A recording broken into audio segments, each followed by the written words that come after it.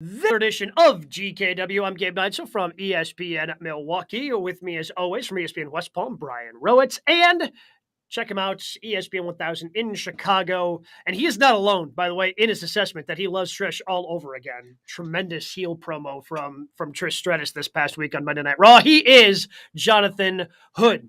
So let's go ahead and start with WWE with that draft upcoming. We now know dates, everything that's going to be happening. But what's something you guys want to see within this draft? What is the move that you would make with the draft upcoming? Well, since we see the same wrestlers all the time, cross-pollinating between Raw and SmackDown, I'd imagine, obviously, the number one thing is you want to see Roman more often, but that's never going to happen. So, it's funny about the WWE, though, Gabe, is that we see everybody all the time on both shows. So who am I missing? Outside of just trying to figure out, bro, it's who's going to get pushed, who's going to be able to have more television time, we see the same people all the time. That's why this draft is a waste of time, ultimately, especially because they're not going to hold true to it. Well, that's the thing. You mentioned Roman. That's the key part. If it's going to be Roman as the double champion and he's going to be hit or miss, whoever they push on those shows, what does it matter? So say it's the same situation. Roman is tied to Raw. Gunther is on SmackDown as the IC champion. They make the IC title sort of the main title of SmackDown.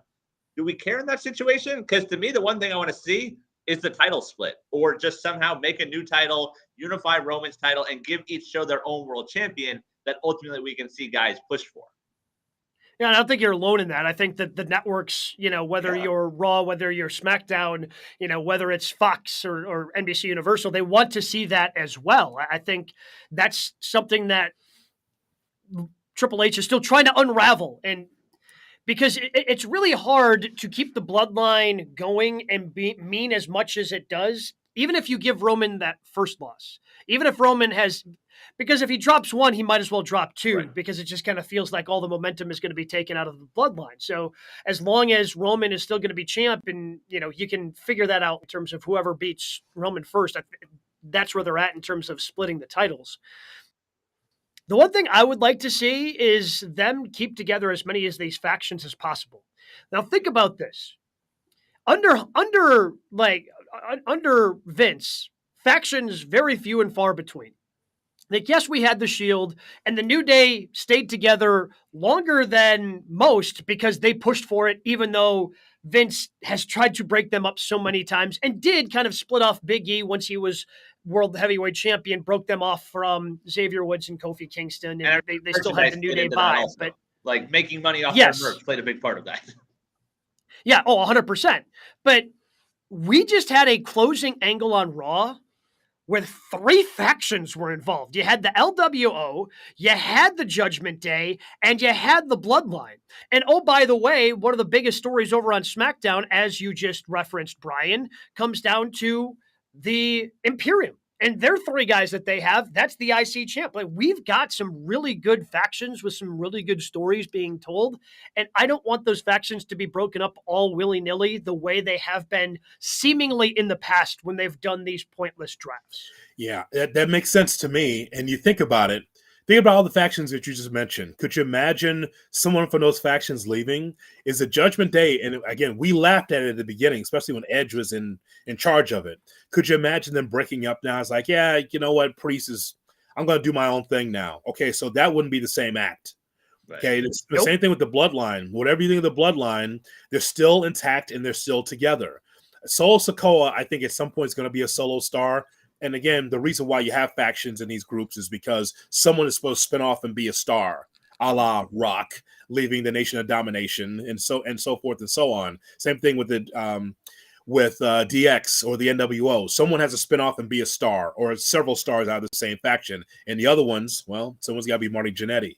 So I think that, when you look at this roster, and it's right in front of me, guys, I mean, the only thing they were waiting for is Montez Ford, and that's a tag team, that's not a faction, to become a single star. And you think that at the end of WrestleMania, this could have been the beginning of it. But there's no turn. They're still together. They're clearly still marketable. So that's one of the few things I want to see. It's funny that we look at both companies, AEW and WWE, bro, and it's like everyone's got in a faction now. And Gabe went through it last week. There's only a few wrestlers that are like by themselves as a solo act. What's happened here?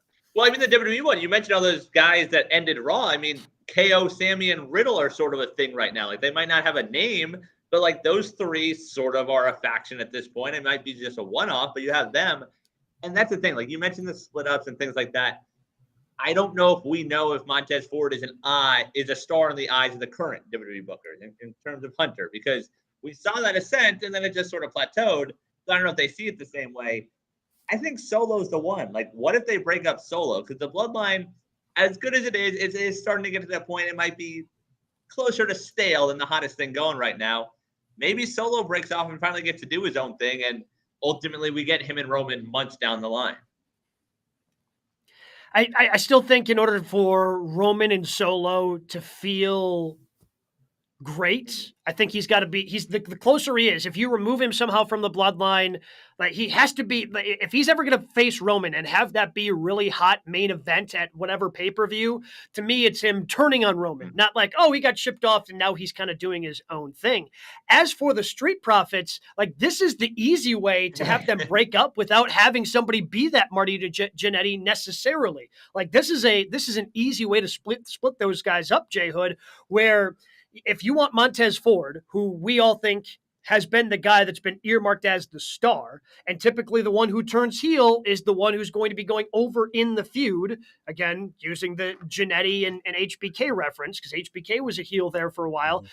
But Montez still has like that babyface appeal to me because of the moveset that he has, because of what the Street Profits have been. This is an easy way where you can still take Tez and make him a babyface on whatever brand you put him on if you split up the Street Profits.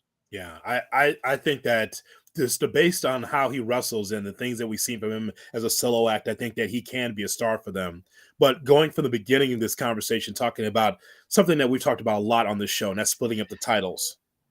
Okay, it comes out of this, guys, when you give it some serious thought.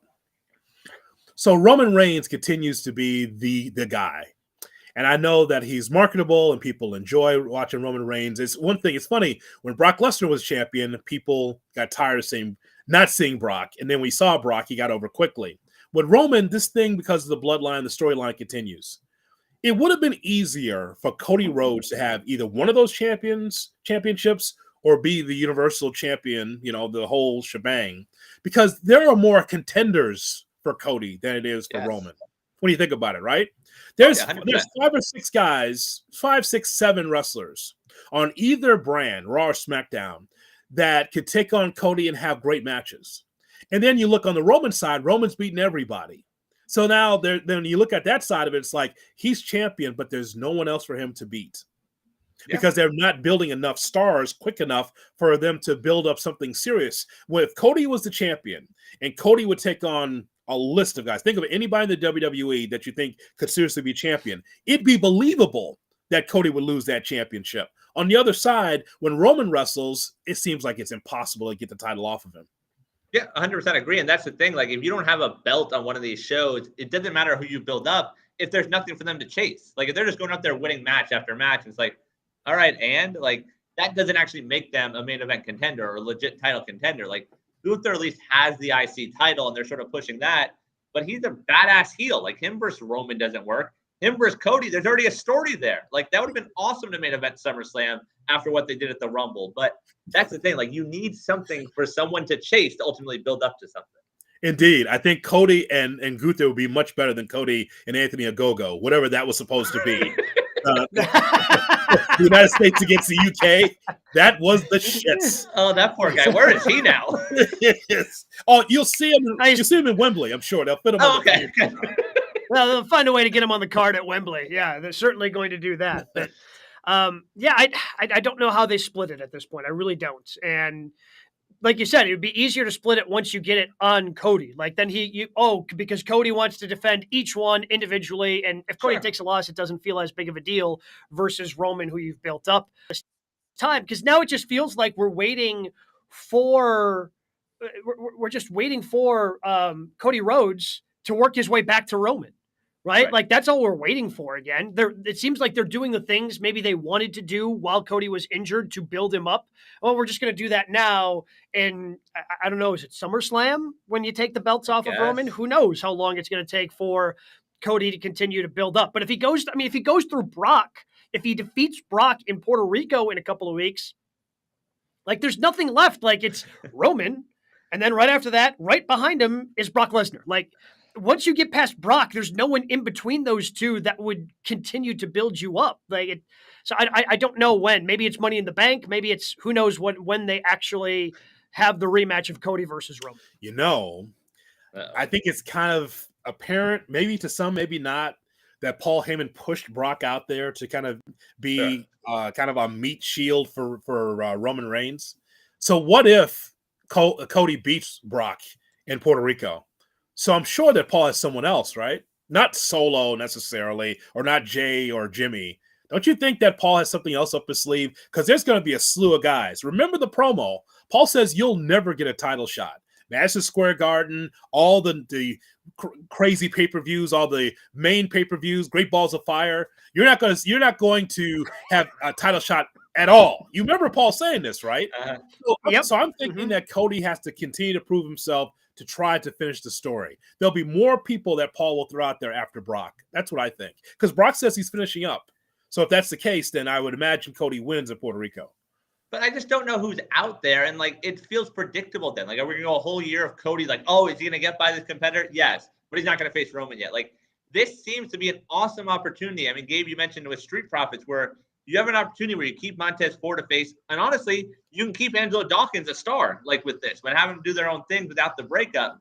You have an opportunity here to split the belts again, to do something else. The same way you had an opportunity to just put the belts on Cody at Mania. I don't know if they're going to take advantage of it. Like, I'm getting to the point now where I'm sort of skeptical when it comes to this booking. So, in terms of the WWE draft as well, what are they going to do? Is Trish Stratus a part of this draft? Right. Like, because Trish obviously is sticking around for one match.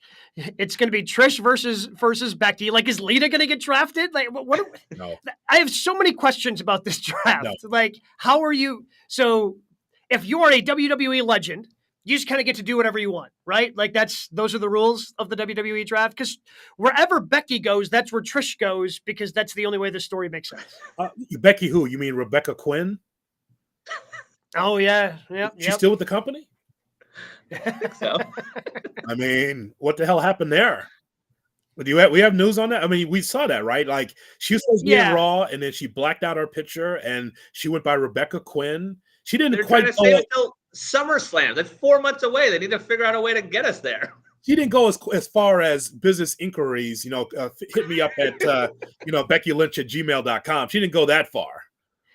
But, I mean, there's something going on there. Like, she wasn't at Raw because there a problem? I don't think there's a problem. I think she's got an injury. I think they're selling this attack. I think they're. I doubt that there's anything from behind. It's severe injury. Well, because it was the same. Like there was supposed to be some issue with Seth Rollins, and yet he put on a banger with Miz on Monday Night Raw this week. And so obviously, clearly, my guess is this seems to be an angle, and every wrestler knows now once you do that, everybody starts talking about you. So I don't think Becky Lynch necessarily needs the attention, but this is just, it feels like one of those things that's done to be like, oh, maybe there's something more going on.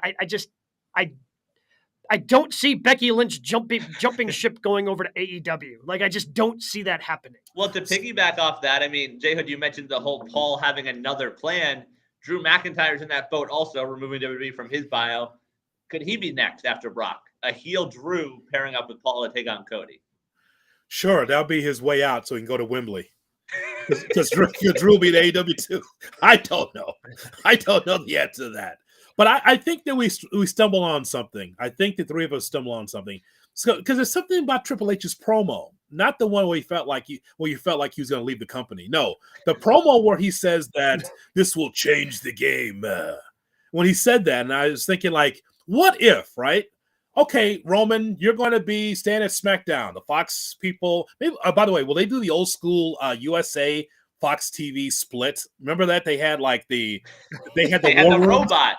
They had Remember? The executive. Yeah, They had the robots. Cletus. Hey, his name is Cletus. Yes. Show a little respect. Yes. Are they Please. going to do like the War Rooms, the USA Network, with Chris Lee in there, and then the robot with Well, Fox? They're just gonna FaceTime Chris Lee in there from jail? Like, you need Law and Order people instead. Yeah, Chris Lee's a little tied up right now. I don't know. I like Mustafa Ali. I don't know. I like Ali. I could see that happening, sure. But what if it's one of those things where they do the draft and it's like, yes, Roman Reigns stays at SmackDown. Okay, so you're SmackDown, but by the way, we need a champion for Raw because this is the draft. You're going to have to hand over the championship. And that becomes a thing, right? Oh, my God. Adam Pearce is going to get punched out. But at some point, what if you're really having a draft and it's like, we need a Raw champion, so you got to give over the title. Oh, man. That's one way to get it off of him. If you're looking for a way, that's the way, the draft. Yeah, that's certainly one way. And that way you can still continue to try to tell the strong story of the bloodline going forward and still have both.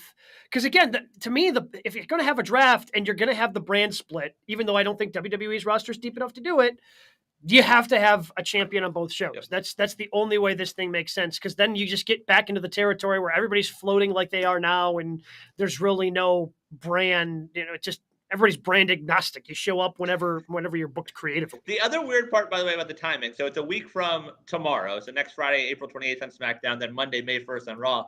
Backlash is after the draft. Mm-hmm. Backlash is after the draft. Yes. So we're going to set up the go home Raw or SmackDown, and then some of them might be on different shows. The go home for Backlash for Raw is the draft. Right. I miss these SmackDown only pay-per-views.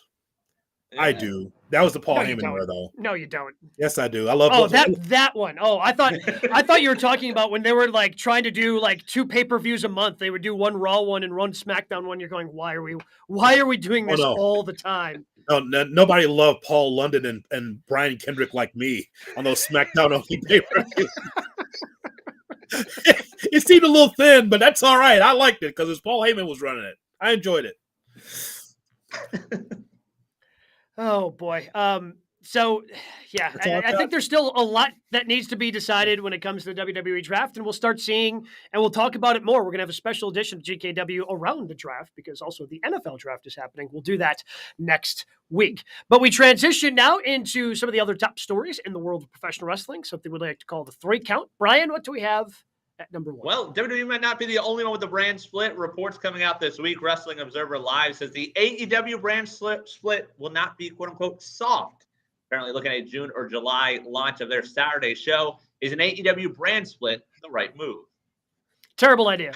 Awful idea. I hate it for WWE. I hate it for AEW. Because as much as you want every show to be equal, when AEW launched Rampage, and they did it right? Like the second show was CM Punk's return. Yeah, that was cool. Huge, cool, right? Well, now it's just a lot of secondary matches happen there, and you get a couple of advancements of some of the main storylines, but it's a secondary show because it's on at an awkward time on Friday night. It's a secondary show. It just has to be. And if you have a show on Saturday, that's not going to compete with Dynamite. So now you're going to have an A show, a B show, and a C show, no matter how much you try to push it. It's still going to be, you can throw CM Punk on the Saturday show. It still is going to be, it's the way these things work. It's just that, when WWE had SmackDown and it had Raw and it had Sunday Night Heat, we knew what the A, B, and C show were. It was pretty easy to figure out on a weekly basis which show actually mattered. And it's a bad idea. I know their roster is actually seemingly deep enough to try to pull something like this off, but I hate the idea because it's an incredibly difficult one to execute, and it's incredibly difficult to convince everyone that every show is equal. Well, and by the way, I loved all 3 of those WWE shows back then because I knew where to find Al Snow. He'd be on Sunday Night Heat on MTV. What does everybody want? It's like you got Coach and Shane McMahon doing commentary. It's what is going on here? What is going on with this show? Cool MTV, WWE. That's pretty good. It's a show that Vince would never watch, by the way. He would never be around the curtain, just whatever you want to do. and just do that, right? It was a fun show. I like those 3 shows. But Gabe, you got to be practical here. It's an arms race when it comes to talent in wrestling. The WWE has their talent, and apparently there's a talent freeze going on WWE, because if that's the case, how come we didn't get our surprises from WrestleMania? How come we're not getting 4 to 6 new wrestlers, or wrestlers making their way from NXT to the WWE and vice versa, all that? So clearly there's a hiring freeze or a talent freeze there. But for AEW, they keep hiring new talent. And this is a problem with the booker too, right? With Tony Khan. So you got 2 hours to fill on Wednesday. Can't get everybody in the card. Then you got a Friday show that floats. And I know that's not what they wanted, but when you got hockey and you've got basketball and you've got soccer, I mean, they keep moving the Saturday show around, the Friday show around. So, okay, so you got an hour there. And so what do you got? About maybe 4 matches. Okay, but then you got this slew of talent that's just sitting at the crib. They're not doing anything, just collecting a check. Okay, so let's go all the way back to the territory days briefly. What's the perfect number, Rowitz, of wrestlers for a roster? If you have, say, one show that's 2 hours, what's the perfect amount of wrestlers to have on a roster? 20? 20, I would say 25 to 30. Yeah, 20, okay. You got tag teams in there too, right? Yeah. Mm-hmm. Okay, so that's the proper amount. You're a small company, you're becoming a bigger company, so you add on based on how big you're getting. But when you start off as a multi-million-dollar company before you have your first match, we can buy all this talent. WWE guys and New Japan guys and independent guys and just bring them all in. Okay, so you got all of these little toy soldiers, Tony. You got all these little people to work with. But how do you get them all on the card? You got half the rosters probably pissed off because they're sitting at home on Wednesdays and Friday nights and can't get there and can't get on the card. So my idea is this, is that for AEW needs to shut down whatever they got on YouTube. Shut that down. No more dark.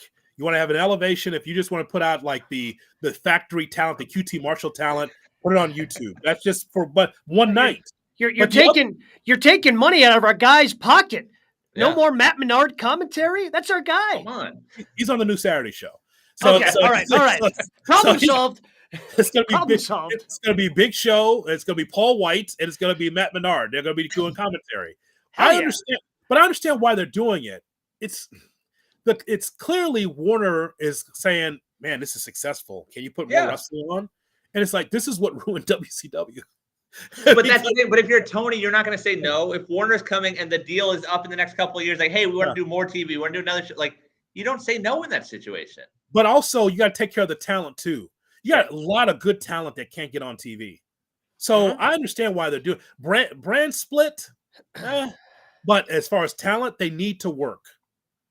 I got a problem. Well, that's the thing. Like, I think if it is almost like an individual company that you look at it as, like what they're sort of trying to do with Ring of Honor, like there is a way to make it work. But you mentioned Tony, and all reports are he's the only one booking everything. So that's what, 2, 4, 5, 7 hours of TV a week, and then the YouTube stuff. Yeah, it's way too much. And like, unless he's going to hire other people, but if it's a legit brand split, obviously Saturday nights are going to be hard to draw, and we're going to hit college football season. It's going to be even harder to draw at that point. But like, if it's almost its own company, I don't think it's a terrible idea. Well, so they're going to do, I mean, I guess we don't know how long this proposed Saturday show is going to be, but they literally tape everything on Wednesday. Very rarely do they actually tape something on Friday just for Rampage. They've done it a couple of times, especially when they have Battle of the Belts, when they know they can back up, or they have CM Punk and it's something very special, or it's in Chicago leading up to All In, or excuse me, All Out.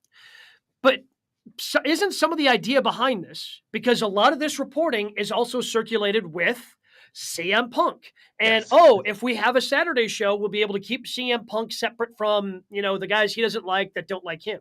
But if you're taping all this stuff on Wednesday night anyway, how are you separating the roster, and keeping CM Punk away from the Saturdays would have to be live. Ooh. And once you hit the fall, that's rough. Can I just tell you, it was tough in the 80s. It's tough definitely in 2023.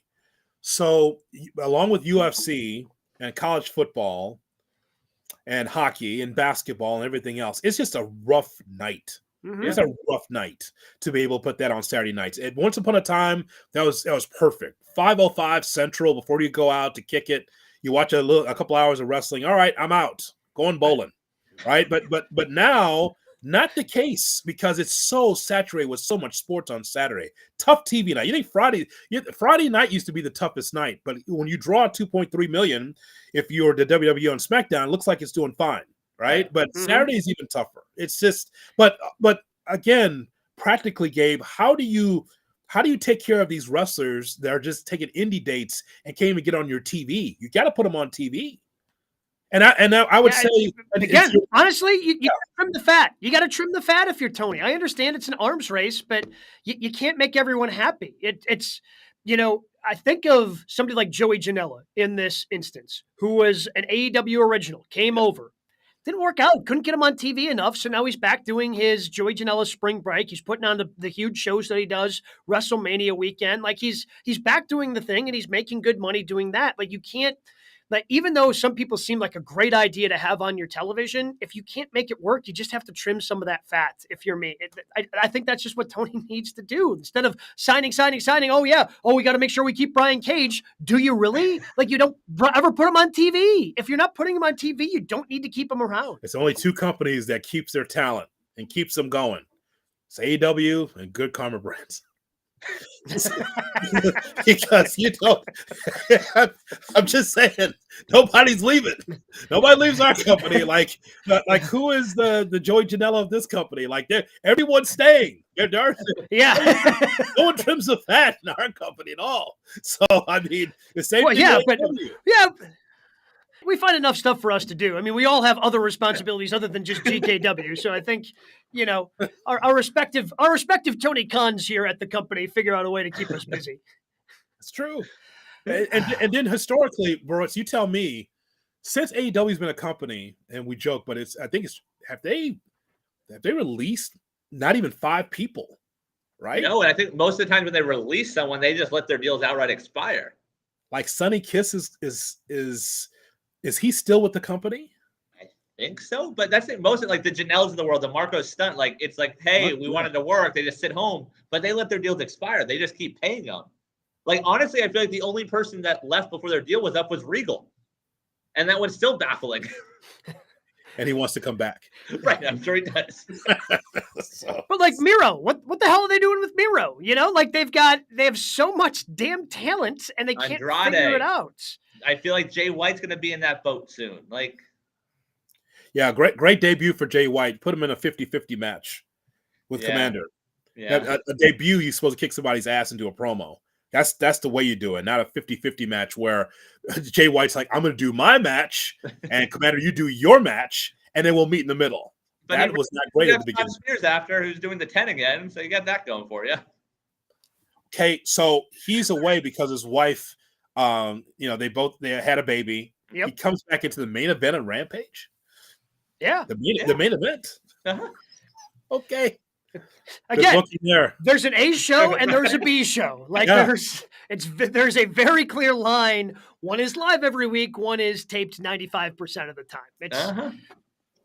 I'm curious to see. I'm curious to see if it happens now. Again, if you have CM Punk and he's going to be the anchor for Friday or Saturday, presumably it has a better chance of success, but it's still going to be really hard for it to draw. It's still going to end up being a B or C show.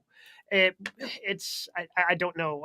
But the other part of that, if we're only seeing Punk on Saturday, you still have the elephant in the room. It was like, are we ever going to see Punk in the Elite? Like that's still going to be hanging and lingering out there.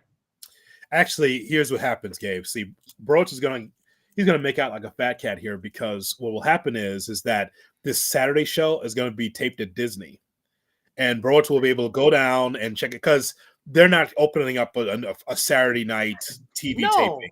It's going to be at Disney, and so he'll be able to go and see it anytime he wants. Man, my wife's going to regret getting those annual passes we got today. Man, she's going to regret that. That's why. I think that's what's going to happen because it is too much. If a Wednesday, right? Dynamite happens at 7:00 Central Time, and then they're giving you a Ring of Honor at the end. You saw it. You were in Milwaukee. You saw it. And all that TV. I do a morning show in Milwaukee, so I stuck around because they teased Vikingo, but then they did a match after Vikingo. I'm like, dude, I gotta go. Like it was 11:30, like Central Time. Like, how am I still here? Why am I still here? Because you had Dynamite go till 9, then you had Rampage, and obviously they got to set everything up there. Then you had a bunch of ROH matches before you got to Vikingo. It was, which again, if you're a wrestling junkie, that's a great night. It ends up being a great value for a ticket for you if you go and see when they're just taping all the television that they can. But it also turns into a pretty long night, and the crowd kind of thins out by the end of the night. Boy, those poor ring skirts. It's like Dark, Elevation, Dynamite, Rampage, ROH. It's like all these things. Like, I'm trying to get a ladder. I can't get underneath there. All these ring skirts. Because they can't keep pulling them up. You gotta go digital. Come on, guys. Yeah, that's probably more economical. Yes. Well, maybe they'll go digital once this new TV deal comes through. They get the third show. Now they've got enough money to make it digital on the ring. What do we got at number 2, Brian? All right, guys. What is the bigger AEW title story coming out of last night? Is the AEW World Title having a pillar tournament where we saw Sammy Guevara beat Jungle Boy with help from MJF? Next week he faces Darby Allin. The winner of that will face MJF. Or is it yet another TNT title change? Wardlow knocking off Hobbs. That is a 6th TNT title change, fifth, in 2023. Which one's the bigger story? It's setting us up for a pillar tournament that I was excited for, and then pissing all over it. I think that's kind of the bigger story, at least for me. I don't know if you guys were satisfied. And look, I guess they kind of telegraphed that something was going to happen with the way they did the MJF and Sammy Guevara interaction in the back. And I'm sure it's going to end. I'm sure we're going to see something similar next week where MJF is going to cost Darby Allin. We're going to get Sammy, and Sammy's going to like tear up the check that he wrote or whatever. Say, oh, I used you, MJF, in order to get this title shot. But like, you had a great match. And then we decided to ruin it with MJF. And it just kind of, the last half hour of Dynamite last night, between that and then everything they did with Britt Baker was, not great. But I would say the pillar tournament. I got excited for the pillar tournament. I got suckered in. I thought it was going to be something fun, and it turned out not to be as fun as I was hoping. Well, that TNT title, I mean, what was that with Hobbs? What kind of title reign was that? You do all these vignettes, got serious. I will say, though, he's the longest reigning TNT champion in 2023. Looked it up today. 42-day reign. A lot of memorable moments, right? You have your favorites? We got to take your computer away from you. What was your favorite moment of the Hobbs title run? You know what? Don't give him the title if you're going to do that. I mean, that's. I think it was. To answer the question, it was QT Marshall coming out to deafening silence. Like everyone just being very confused about QT Marshall, and then like commentary, QT Marshall, he's a man of his word. Everyone's going, wait, when did he say that? When did this happen that he said he was going to help out Hobbs? When did he say that? I mean, that was my favorite moment of the Powerhouse Hobbs era. They did that brother wrong. I mean, you're going to do that whole thing, the vignettes, which were believable. You have your pay-per-view in San Francisco. Okay, so he wins in front of his hometown. He becomes the champion, and then he just disappears off our television. We mentioned this on the show. Like, where is he? Yeah, I mean, he's supposed to be ultimately a TV champion, and then the guy's not on TV. And so so then he loses against Wardlow, and it's like, okay, what's the distinguishing characteristic? Arn's back with the phony gun. Arn's back. Okay, Arn's back. Awesome. Okay, so now I understand why Arn is with Wardlow, because Wardlow's promos it's okay, and Arn can get him over. So I got no problem with that. Arn also can take some punishment.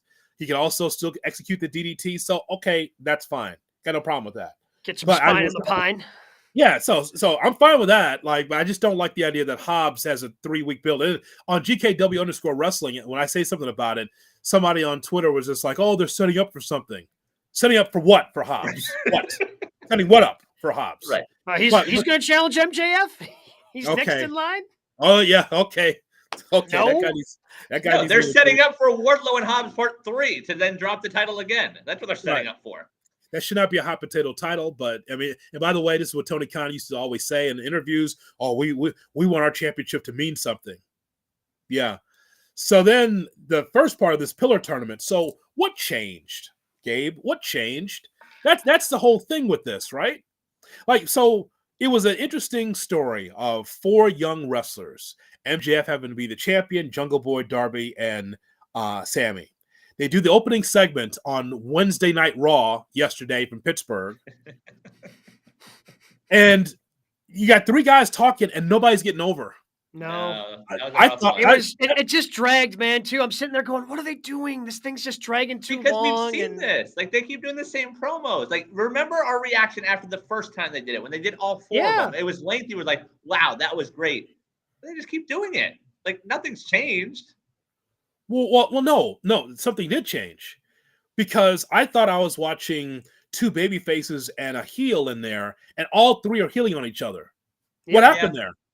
What happened there? Like, so that's what I thought I was watching. I thought I was going to get 2 baby faces and a heel. Sammy's a scumbag. We all know that, and that's his character, which is fine. But like, to say for Jungle Boy, what was it? Darby saying this to Jungle Boy, you're no different than MJF. Wait a minute. Yeah. Mm-hmm. Nobody knows that, if that's true. So why are they healing him? And all of a sudden, Darby now's got jazz hands now. Now it's funny, Darby. Darby's got zingers now. He was brooding, he was quiet, he was menacing for a little guy. Now he's got jazz hands. Now he's got zinger lines. He's got jokes. And he was so excited to buy. Weren't you excited to see excited Darby? Like, that was different. I don't understand what was happening. And thank God MJF came out, because as soon as the first quarter of his song hit, Pittsburgh was like, oh, thank God. Yeah. Right? And then, but on top of that, the reason why this is ridiculous, bro, is because Sammy needs to be paid off so he can lay down. What if people take that seriously and go, well, I'm not watching the pay-per-view if Sammy's in there for him to lay down? Now, we know that's not going to happen, but just the point is, like, why is that a step? Why is that in there? Well, because again, I think once MJF helps him get into that main event, then the storyline that we're going to have in the month lead up to Double or Nothing is going to be Sammy rips up the check and goes, oh, I just used you. I'm not accepting this money. And now we're actually going to have this match. And that's going to be the buildup between those two leading up to it. I don't think we're going to have, I don't think the go home show before we get to Double or Nothing is going to be, oh, is Sammy actually still going to lay down? I think that's going to be pretty clear that it's going to be an actual match by them. But that's the thing, like, to your point, JHood, calling it Raw last night, like, this is WWE-like, and it feels that way because it feels like ultimately we're still going to get the 4-way at the pay-per-view. Like, I don't know how they're going to get it there, but, like, it seemed like there was a simple way, like, you want to do a tournament. Why don't they just do it like round robin style where we got bangers of matches, everyone faces everyone, and then they're all tied at the end? It's like, oh no, now what do? We got to do a 4-way. This still feels like we're going down that path somehow, and it's just like, all right, I don't know if we need all this right now. No, it seems like to me that they're each going to give their individual shot, and whether it's All In at Wembley, whether it's All Out presumably the following weekend in Chicago, like it seems so. This is going to be Guevara.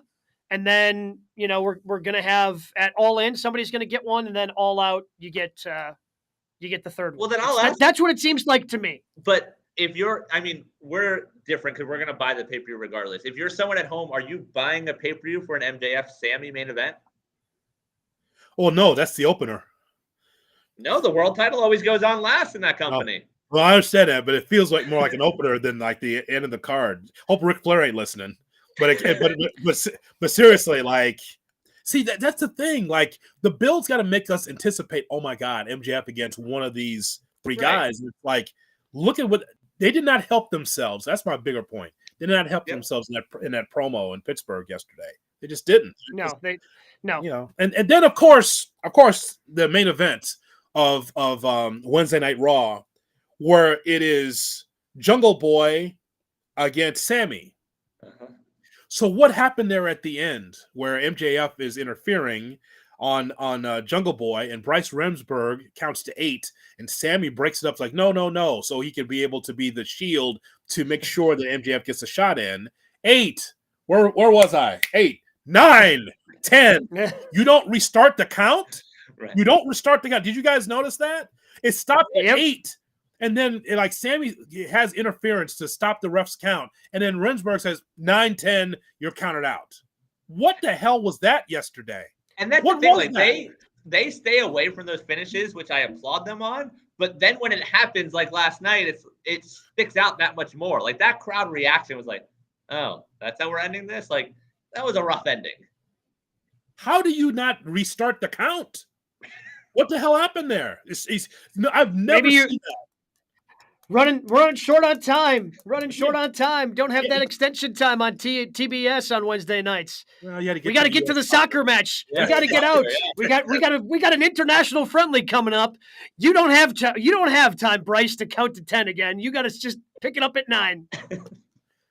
That was the shits yesterday. I didn't like the show again. Like I didn't like that for sure. The last half hour, I felt there were parts that I enjoyed.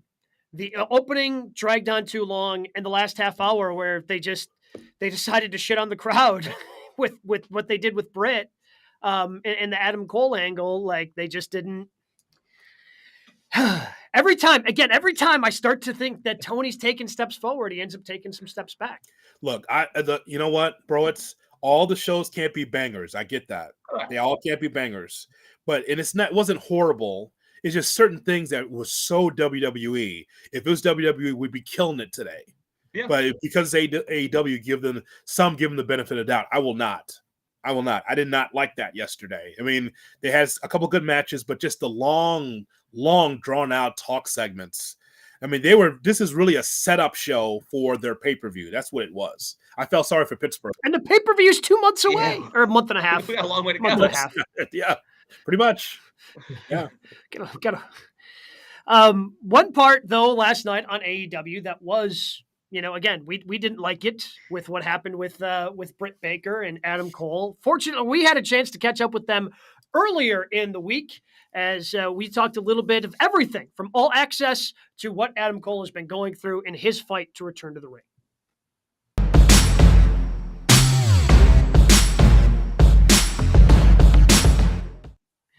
Excited here on GKW to welcome in our next 2 guests because not only are they stars in AEW, they are stars of the new AEW All Access show, which you can catch after Dynamite on Wednesday nights on TBS. Please welcome in Dr. Britt Baker, DMD, and Adam Cole. So let's just start with the show. You guys are 2 of the more front-facing folks in AEW already. What was intriguing about, kind of lifting up the curtain and letting fans into your lives even more with AEW All Access? I guess because it's something that I would love to watch as a professional wrestling fan. That's something that I think would be super intriguing and interesting. And you always want to know what you're not supposed to know. And in professional wrestling, you're not supposed to know what goes on behind the scenes. And I think that's really kind of the selling point for me, is to be a part of something that fans are gonna find entertaining. Yeah, for sure. Adam, for you, what was it like sort of diving into that? I feel like you sort of have reality TV experience with being the elite and going through all that. So what was it like jumping into this world now? This was actually really scary for me. So generally, for the most part, when it comes to my private life, I am pretty private. So I was unsure if I wanted to do this even in the first place. But then when this career-threatening injury happened, I was sitting back and thinking about all the support that I had from so many of the fans who had no clue what was going on with me. And I felt like it was really important that I got to document and showcase that story to the fans who have been so supportive. So I'm so glad that I did it. The first few days, it was interesting always having a camera in your face, while at the same time wondering if I was ever going to wrestle again. That was pretty challenging. But as time went on, again, this show captures the ups and the downs, and you're going to get to see the real me. You got to cut that very impassioned promo when you did return, kind of announcing, this whole thing that your match was going to take place right before the first ever AEW All Access. And you did, you mentioned the fans and how supportive they were. How supportive was everybody in your inner circle, Britt included, to help you get through what was, as you've described, a very scary moment in your life?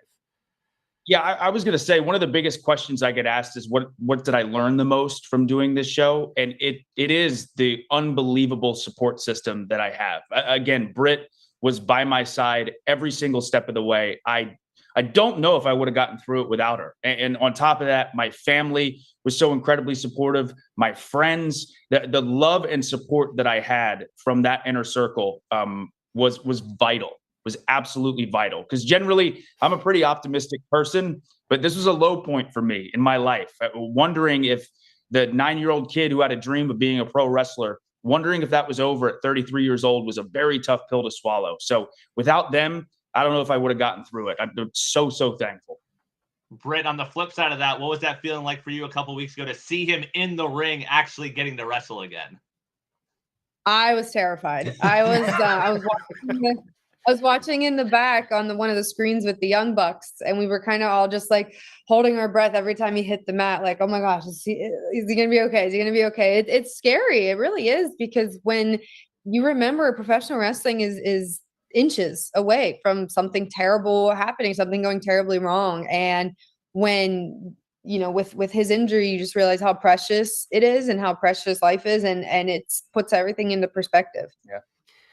Adam, you made your AEW debut the same night as Bryan Danielson. Were you able to ever talk to him and kind of draw on similar experiences about trying to work your way back after suffering some pretty serious injuries?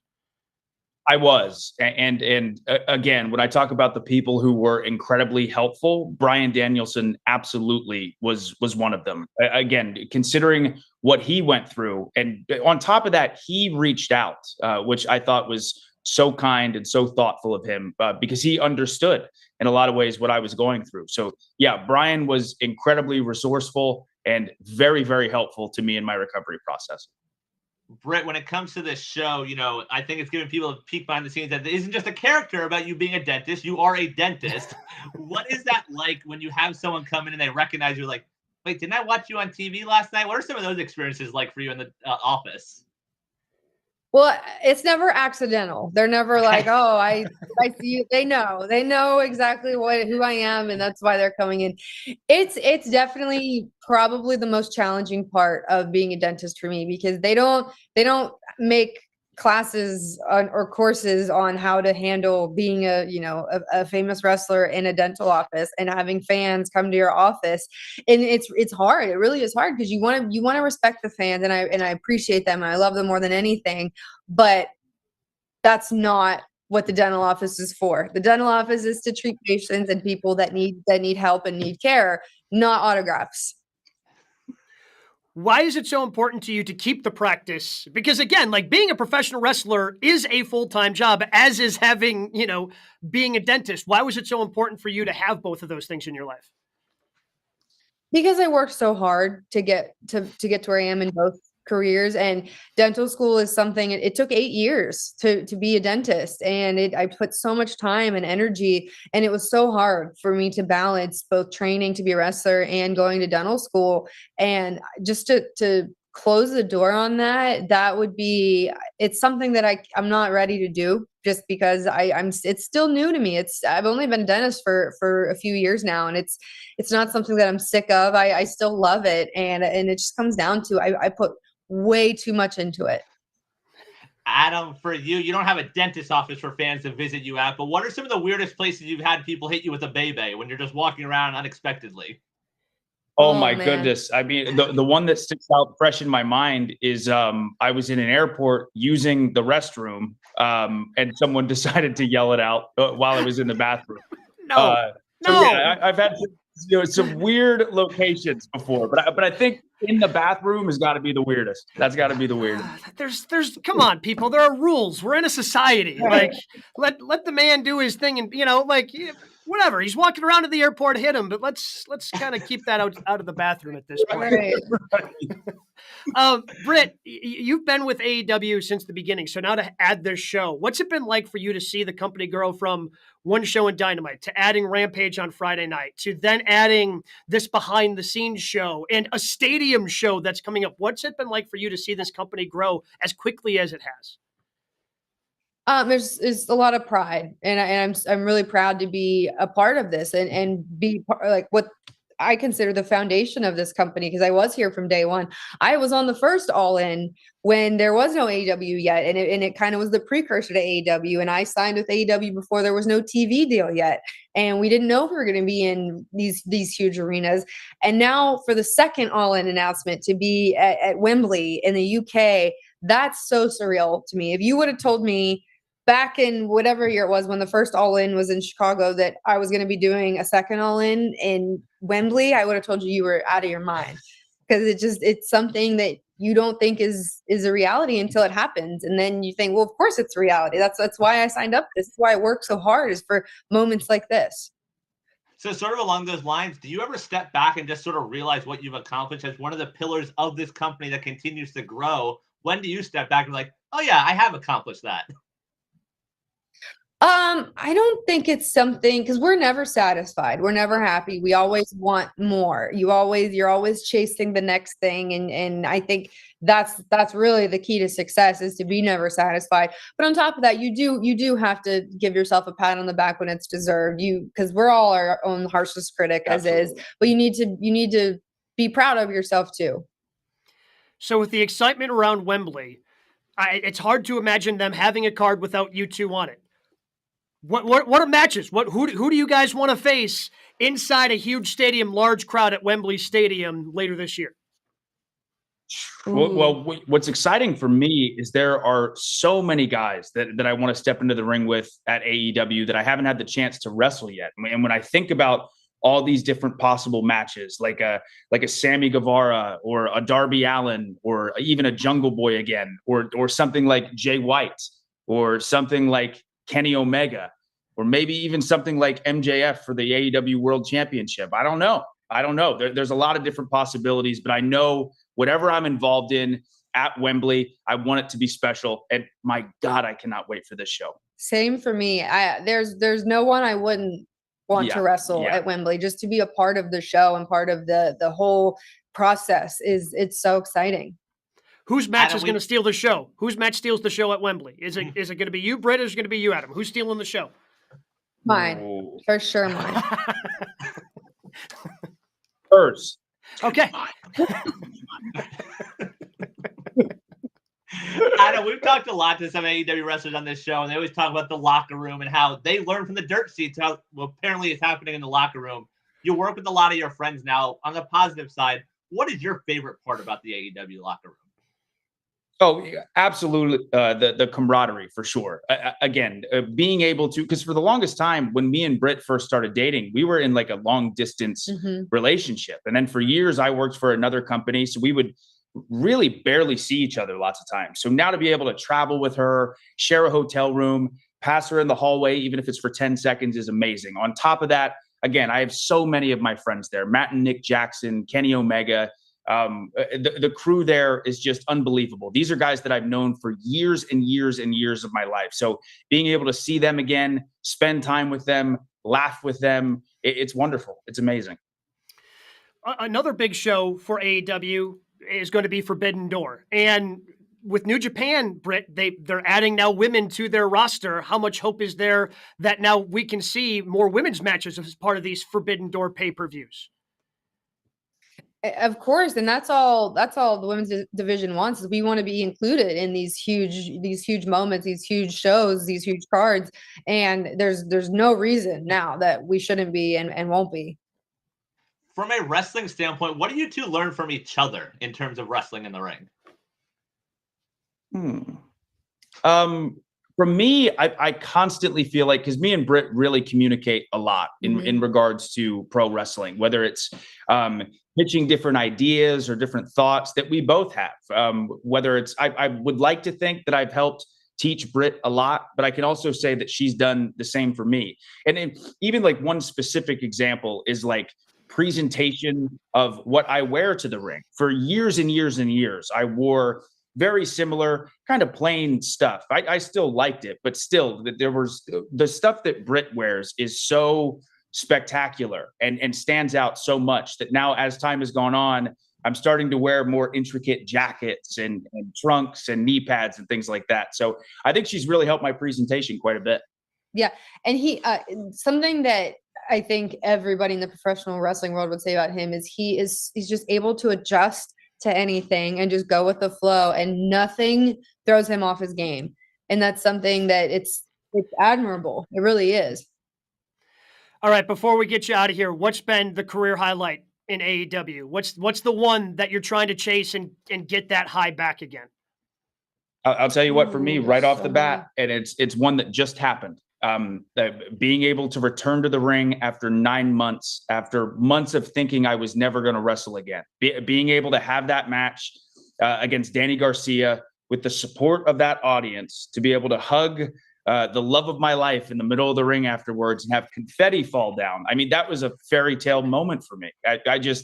There's nothing I love more than pro wrestling. And when you think it's gone, it's very, very scary. So the fact that it's back now, I mean, my God, could not be happier. Mine's kind of tied. So when we went to Pittsburgh and I defended the title for the first time in Pittsburgh, it's the first time defending the title in front of my family, in front of my friends. It's in Pittsburgh. It's literally in the building directly beside the dental school that I spent 4 years at. That was so surreal because that's something that's what I worked so hard for in that exact building. So that was really cool. And it was so special. And then also being the first ever women's main event for Dynamite, having the lights out match and just being a part of something that so many people were proud of and so many people were talking about, just having a moment where you're really making a difference in the history of professional wrestling and of women's wrestling. That's something you always want to chase. You want to be remembered. Britt, Adam, thank you so much for the time. I feel like AEW is on a roll. Can't wait to see what you guys have in store on Wednesday nights, not just with Dynamite, but of course with AEW All Access, TBS, Wednesdays right after Dynamite as well. Thank you. Yeah, thank you both. Big thank you to both of them for joining us. And if you're doubting that Adam Cole loves professional wrestling more than anything, Brian, I know you have a story from when you went to a bunch of WrestleMania shows when WrestleMania was in Orlando. And this, I believe, was pre-NXT days for Adam Cole. That is correct. Yeah. So you guys make fun of me and the amount of shows I go to. I remember driving from Orlando to Lakeland, which is about an hour south, went to the Ring of Honor show. It was a fun show. Cole wrestled on it.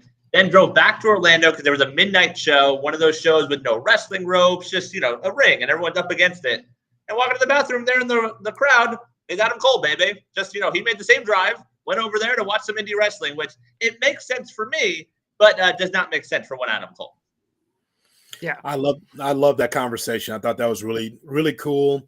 Those two have each other's back, and you got to love that, right? How wrestling is with relationships, but those two seem like they got each other's back. They're young and they got so much ahead of them. So I just think that was a great conversation. Let's go ahead and move on. What do we have this week in news and notes, Brian? All right. Some contract stuff to start things off in the AEW world. Tony Khan announced on Twitter last night, Commander is now all elite. He lost to Jay White last night. He is 0-3 in his AEW career. And also Fightful reporting that AEW and Hangman Page are in the midst of negotiating a new deal with AEW. The report does also point out that Hangman has the same representation as the Elite, who have not had those extension talks just yet. Yeah, I'm curious to see what happens with Hangman. AEW seems to be back in the, okay, we're going to sign some people, obviously Jay White. I would not be surprised if we see something with Vikingo sooner rather than later, because apparently he wants to get, he was here in Milwaukee for ROH, defending the AAA title last week. It appears that he's defending it on a Rampage, which was taped last night, is going to be airing on Saturday. So Vikingo's around enough. I would not be shocked if we saw Vikingo being all elite. But Adam, Hangman's going to be the interesting one to see if he goes the same way as his buddies with the Elite, and this thing drags on longer than maybe anticipated.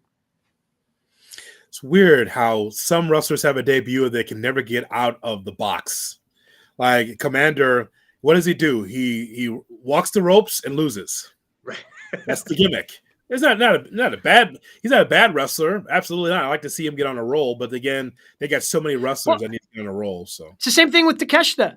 Like, everybody's excited about Takeshita, but and he finally, I think, has his first big angle where he kind of aligned with the Elite last night on Dynamite. But the dude got signed, and it seemed like he was losing every single match that he was going out there for before he became all Elite. Yeah, Commander, I feel like is in that boat. You throw him in that ladder match, you throw him against Vikingo, you throw him against Jay White. Like, he's in these big matches, but let's see some wins here and there. You could do that once, by the way, with Takeshita. It's like, oh, you know what? He's having bangers, but he's losing. But you're going to do this now with another wrestler? Now it becomes old. Right. So that means that you're just picking and choosing. But that's, again, limited TV time. Someone can go, and then You give them the opportunity and they lose. So I'm sure he'll get on a roll at some point. He's got to do more than just walk the ropes, though. Okay. Yes. Yeah. I mean, I Especially know like that's last the thing. night when he slips a little bit and can't quite walk the ropes. Yeah, like Yeah, and I don't know.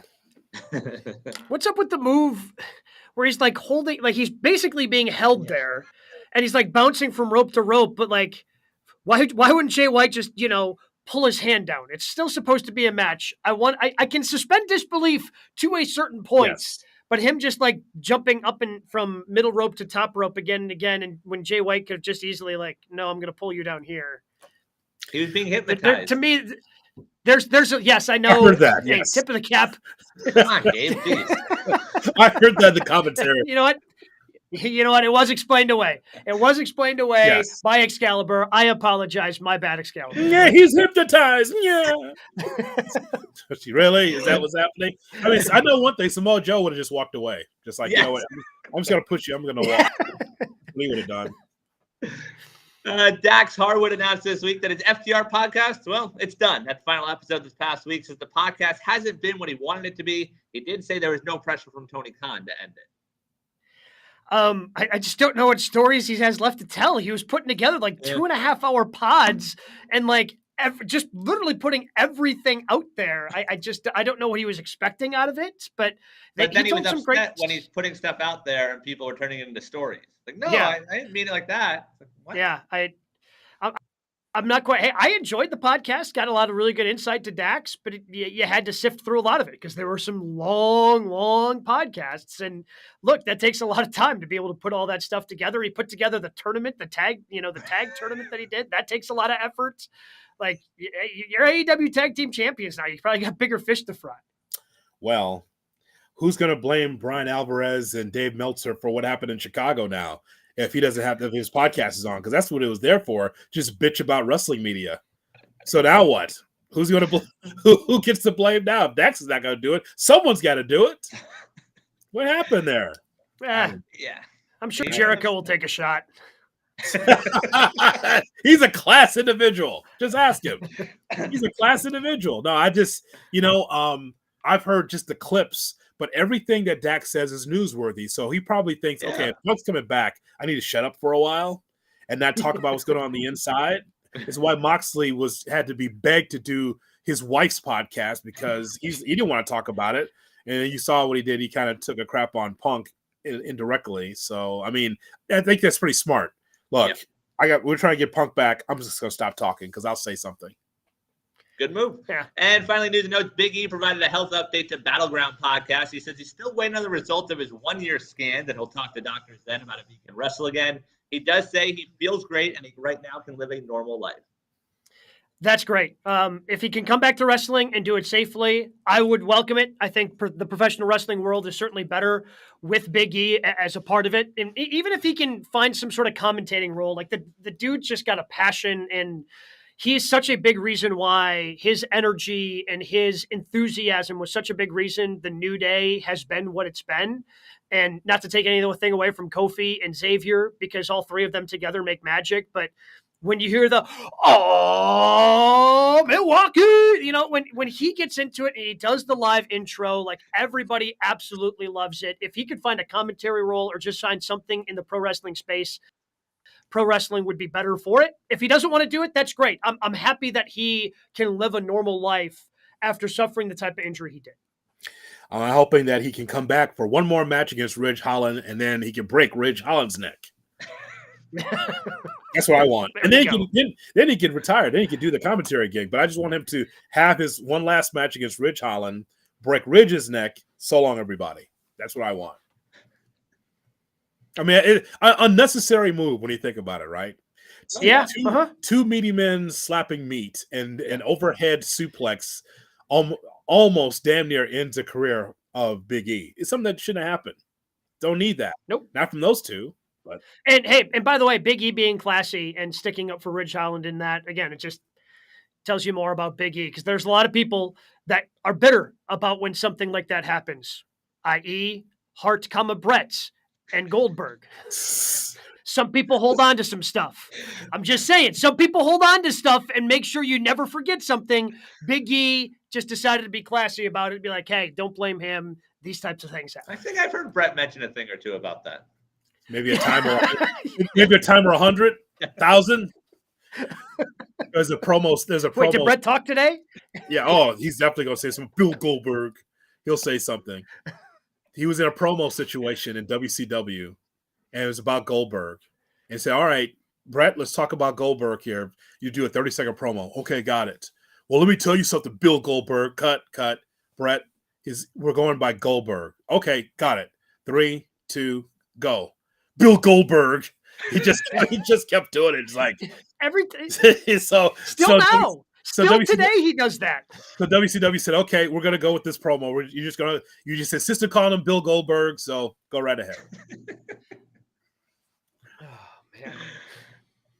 man. Could you please tell us, Gabe, about so your special event? Could you tell us about it? Oh, yes. Yeah, thank you. So next week Thursday, I'm going to be playing 100 Holes for the MAC Fund, which here in the Midwest, it stands for Midwest Athletes Against Childhood Cancer. It's an organization that's been around for 46 years. This is the 6th year. They've done their ringer event, which is 100 holes of golf. So I've been fundraising.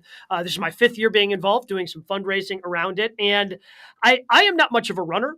But on the radio show I do here on ESPN Milwaukee, I had once mentioned that there's not enough money in the world to make me run a half marathon because my co-host Jen Latta, maybe you've seen her on ESPN's College Game Day, she runs half marathons. Like she's training for a triathlon this year. She's just that type of an athlete.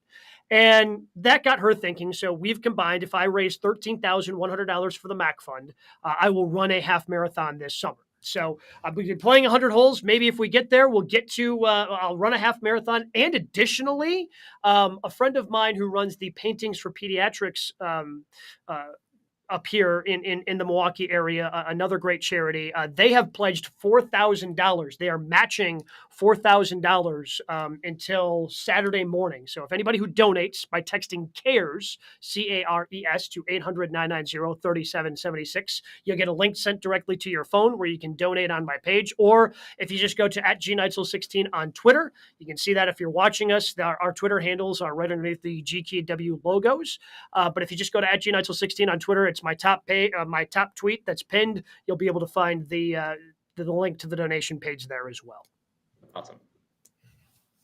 So just try to do my part in the fight against childhood cancer, because one of the things that once you get involved with charities like this, with all the money that's raised to fund cancer research, only 4% of that goes towards pediatric cancer. So that's why what I believe the MAC Fund does is so important. It's a great cause, and we're glad that you're able to talk about it. I know I saw you on all the shows on ESPN Milwaukee. Yep. Even the public file programming on a Sunday morning. Yeah. So we thought that you would you give your thoughts here. So again, @GNeitzel16, check out Gabe's Twitter for the donation link. And with that being said, again, thank you to everybody who can donate. Thank you to everybody who has donated already. It's, to me, again, a very, very, very worthy cause. So from news and notes, we go to our match of the week. Guys, what'd you have? Well, I really, really liked Monday Night Raw. I thought it was a fantastic show, as a matter of fact. And so we asked the musical question, whose show was it, Vince or Triple H's? That was a Triple H show, brother. Yeah, it feels Oh, like yeah. it. Oh, without a doubt. 100% a Triple H show. Am I allowed to say that Seth Rollins versus The Miz was can I say that out loud in 2023? That Seth Rollins and The Miz put on a banger on Monday Night Raw? It is on my list. Austin Theory against Lashley and Miz and Seth Rollins were my 2 favorite shows of the matches of the week. Here's how you could tell, bro. It came across as house show matches. There were sweat. They were going at it like they were working hard. The rest of the men and women had their working shoes on Monday night. I'm like, am I in a house show in Little Rock? Like this is outstanding. And it had something for everyone because they teased an intergender match for Rowitz because Solo and Rhea couldn't stop staring at each other. And that Rhea clothesline on KO, top notch. Hell of a sell job there by KO. Yes, it was. That was a great Raw. I thought it was very, very well done. So to your point, JHood, like the match I have is a different match from Raw. I have Solo and Rey. Like I really enjoyed that match. I think Solo is sort of taking that next step. I'm curious to see what it is, but that was a really good, fun match between those two. Yeah, and you didn't expect it coming. Like all of a sudden, like they're just in it after they do the Judgment Day and Bloodline stuff at the beginning of the show. Next thing you know, oh, here comes Rey Mysterio and he's wrestling Solo Sikoa. Okay, why not? Yeah, I'll watch this. Brother. And Rey's just doing the run that Rey Mysterio has been on. Really, I would say it's been so enjoyable to see him have everything he's had with Dominic and have the string of matches that he's had as he gets closer to 50. We had him on a couple of weeks ago. If you happen to miss it, wherever you get your podcasts, you can find that interview with GKW. But he has been on quite a run for a 48-year-old. I didn't catch it live, but I saw it on Twitter. You can sort of hear Solo when he goes for the pin to win it, thanking Rey for the match. So the respect is definitely there. I love that. I thought that they had, it's very rare for me to say that or any of us to say that, but I thought that Raw for the most part was a fantastic show. Yeah. I'm going to give my, first of all, the Miz and Seth Rollins. The reason why that was probably the best match of the week is because Miz did some things we don't normally see. It wasn't just the 5 moves of doom. He actually was doing some stuff. I'm like, well, that guy's working hard to make. Like, is Miz coming? Is he getting over? Is he going to win this? When that gets into your mind, you're like, Like, so I thought that was. I'm sure they've wrestled 1,000 times on the road, but but Miz was a little different here. I thought I was impressed. And then Austin Theory and Lashley. Maybe I didn't like the finish with Bronson Reed coming in, but I did like Austin Theory. He was in toe to toe with Lashley and was believable. I liked it. I was an idiot. I should have seen the Bronson Reed interference coming in because I'm watching this and I was intrigued by it, and then my mind starts to wonder, much like yours did. Like, man, is the Miz actually going to win this? I'm sitting there thinking, like, wait, what happens if Bobby Lashley loses this? Like, what happens if Theory actually pins him? And then you had the interference, so I didn't have to worry about that. But it was, yes, you find yourself kind of getting lost in a couple of the matches they had on Monday Night Raw. In AEW, Lashley would have lost because they would have been a clean pinfall. It would have been no interference. That would have been a clean pinfall for Austin Theory. And then what? so there's that. So, yeah, I enjoyed it. If you are somebody who enjoys listening to just the podcast, well, you can always check us out in video. You can comment and subscribe on YouTube, youtube.com/@GoodKarmaWrestling. So make sure you check that out. Or if you check us out on all the different social media feeds when we do this live each and every Thursday night at 7 p.m. Eastern, 4 p.m. Pacific. But again, or maybe you missed it, you can always listen wherever you get your podcasts as well. We continue to build. The 4 Pillars tournament is live. Hopefully next week it's better. I don't think it will be, but hopefully it is. But Monday Night Raw, we've been getting good Raws. We'll see if that build continues with Backlash right around the corner as well. But the one thing you know for sure,